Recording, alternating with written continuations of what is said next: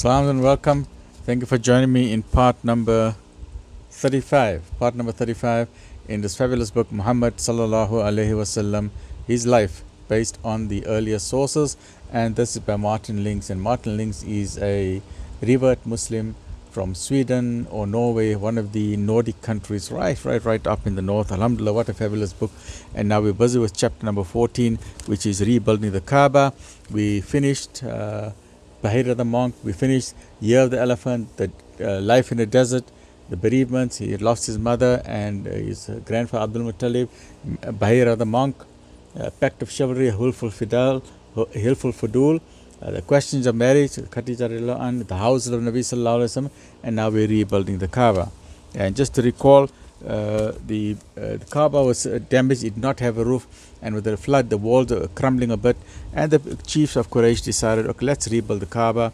But they were in awe of this place of sanctity, and they did not want to upset Allah subhanahu wa ta'ala, God Supreme, the Creator Supreme, and they were hesitant. And one person tried a few practice shots, and they all went to go sleep to see if anything's going to happen to him. Next morning he was alive. So they said, okay, let's go ahead.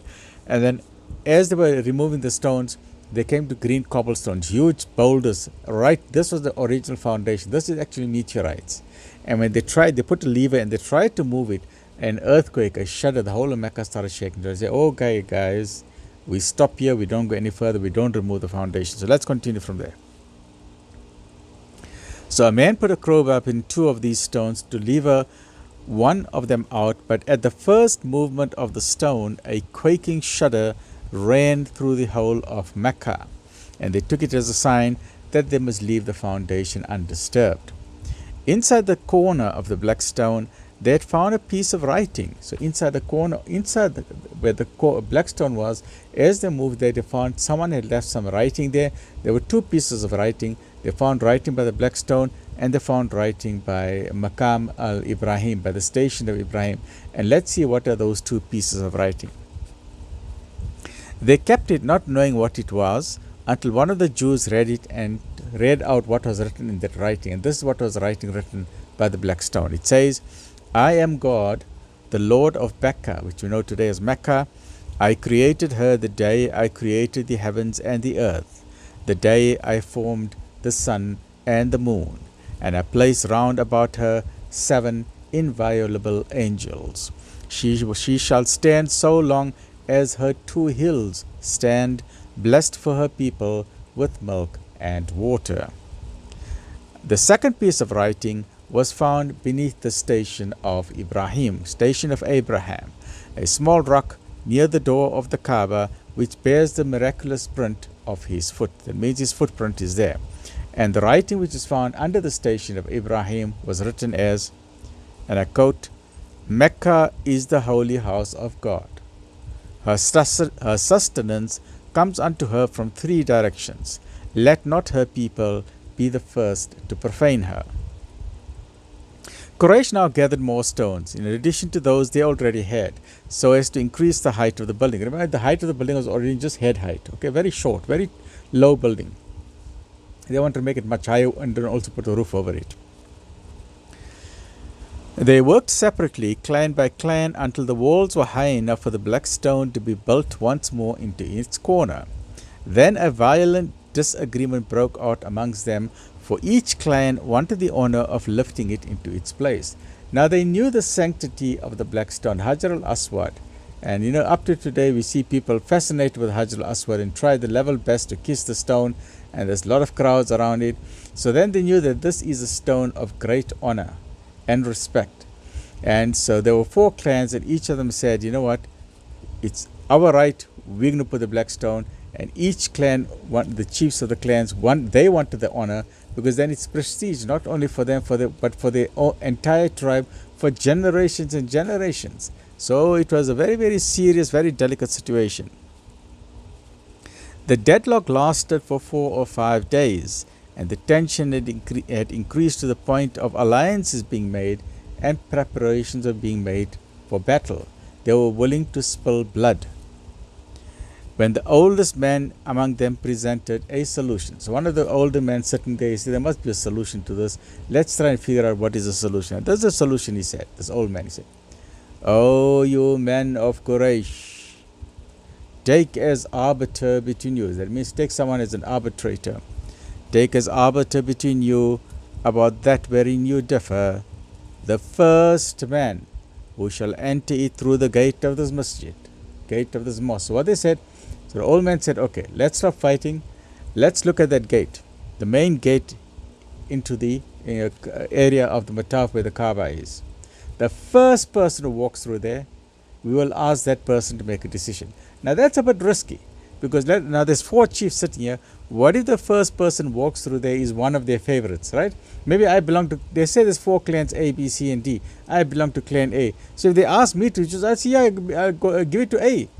Or if I belong to B, I'll say, yeah, give it to B. So it is a bit of a risky, dicey situation. So they're not sure who's going to walk in there, because that person is going to favor the clan who he is part of. But look at Allah subhanahu wa ta'ala is the best of planners, right? And we know who walks in through there, alhamdulillah.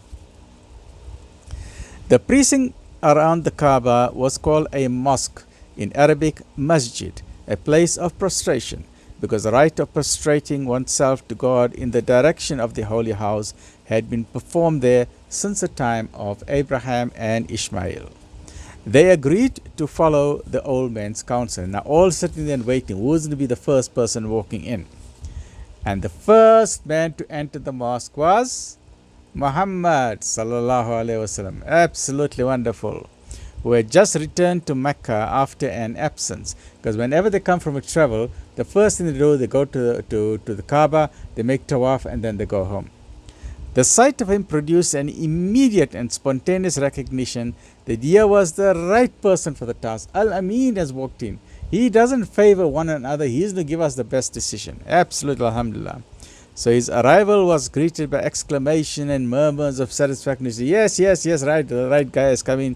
It is Al-Amin. So everyone is just talking, it is Al-Amin, Al-Amin. So they were all happy to say, okay, the right guy has walked in.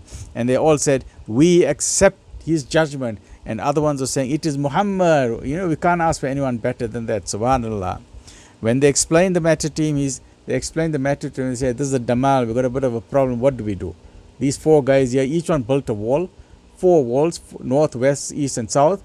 But now the 4 main chiefs, and they got allies beneath them, they now want to have the honor of putting the black stone. How do we solve the problem? 4 big chiefs, 4 different directions. How do we solve this problem?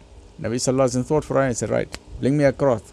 So they brought a piece of cloth for him, a sheet, right? So bring me a cloak, and when they brought it, he spread it on the ground, and taking out the black stone, he laid it on the middle of the garment. Let each clan take hold of the border of the cloak, he said. Then lift it up, all of you together. And when they had raised it to the right height, he took the stone and placed it in the corner with his own hands, and the building was continued and completed above it. Absolutely wonderful. Imagine that wonderful solution. Think of it like this, right? This is actually like, say, the 4 corners of the Kaaba. So now each one wanted to put the black stone back to his place. So Nabi Sal'lal'laa'hu said, stop fighting. Say, bring me a cloak. So they brought for him a piece of cloth like this. So he told the one tribe, one chief, hold the side here. One chief held here, one chief held here, one chief held here, and one chief held here, like a blanket, right? So the blanket is like this. 4 chiefs now holding it. And in the middle, Nabi Sal'lal'laa'hu Wasallam, they put the stone in the middle like this, right? So the 4 chiefs are holding it, and the stone is put in the middle. And Nabi Sal'lal'laa'hu Wasallam then said, lift it up. And all 4 chiefs started lifting it up slowly, slowly, slowly, until it came to the height of where it's supposed to be. At that point, Nabi Sal'lal'laa'hu Wasallam said, stop. Meanwhile, all of them are holding it. Then Nabi Sal'lal'laa'hu Wasallam picked up the black stone and put it with his own blessed hands into the position which we find it today. And in this way, he avoided bloodshed. And in addition to this, each of the chiefs, the 4 chiefs, they all felt happy, because each one of them were holding up this sheet, this cloak. What a magnificent solution. This is out of the box thinking from the most magnificent man on the face of the earth. And that is why 2 billion people love him. And we as Muslims, we love Nabi Sal'lal'laa'hu A'lay'hi Was'sallam. And why? Because he showed how to transform ordinary people from dust into diamonds. Stay well, look after yourself, and then join me in the next chapter. Next chapter is chapter 15, the first revelations. Whoa, we're coming to the good stuff now. Well, everything is good stuff about Nabi Sal'lal'laa'hu A'layhi Was'sallam. Alhamdulillah, alhamdulillah, alhamdulillah. Stay well, look after yourselves. Join me in chapter number 15. And this was the end of part number 35, chapter number 15. Stay well, and remember to recite a lot of Darood all the time. Sallallahu Alaihi Wasallam, or Darood Ibrahim, or any of the many Darood, Darood Tanjina, Darood Nariya. You all know better than me. Stay well, look after yourself. Alhamdulillah Rabbil Alameen.